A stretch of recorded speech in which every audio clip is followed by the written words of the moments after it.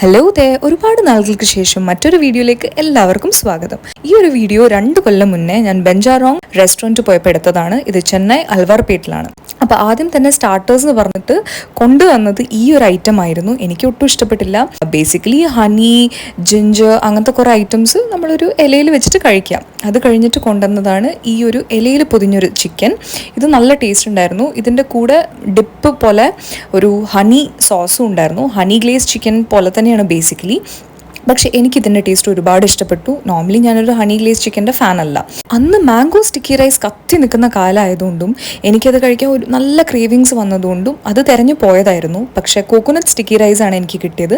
അപ്പോൾ കിട്ടിയത് വെച്ചിട്ട് ഞാൻ അഡ്ജസ്റ്റ് ചെയ്തു. ആക്ച്വലി ഞാൻ മാംഗോ സ്റ്റിക്കി റൈസ് ശരിക്കും തായ്ലൻഡ് പോയപ്പോൾ കഴിച്ചതായതുകൊണ്ടും അതിൻ്റെ ടേസ്റ്റ് എനിക്ക് അറിയാവുന്നതുകൊണ്ടും ഇപ്പോൾ ആലോചിക്കുമ്പോൾ ഇത് അത്ര വലിയ അടിപൊളിയൊന്നും ആയിരുന്നില്ല. പക്ഷെ എന്നാലും ഒപ്പിക്കാം. എൻ്റെ ക്രേവിങ്സ് എന്തായാലും തൽക്കാലത്തേക്കൊന്ന് മാറി.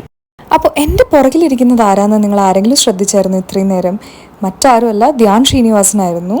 ഞാൻ പുള്ളീനെ കണ്ടപ്പോൾ ഭയങ്കരമായിട്ട് സർപ്രൈസ്ഡ് ആയിപ്പോയി. പുള്ളി ഭയങ്കര ഡൗൺ ടു എർത്ത് ആണ്. കയറി വന്നപ്പോൾ തന്നെ ഹായ് ഒക്കെ പറഞ്ഞിട്ടാണ് വന്നത്. As if he knows me. കിട്ടിയ ചാൻസ് മുതലാക്കിക്കൊണ്ട് ഞാനും എടുത്തൊരു ഫോട്ടോ അത് ഞാനിവിടെ കൊടുക്കാം. അപ്പോൾ അത്രയൊക്കെ ഉള്ളൂ. Tata bye, see you in my next video.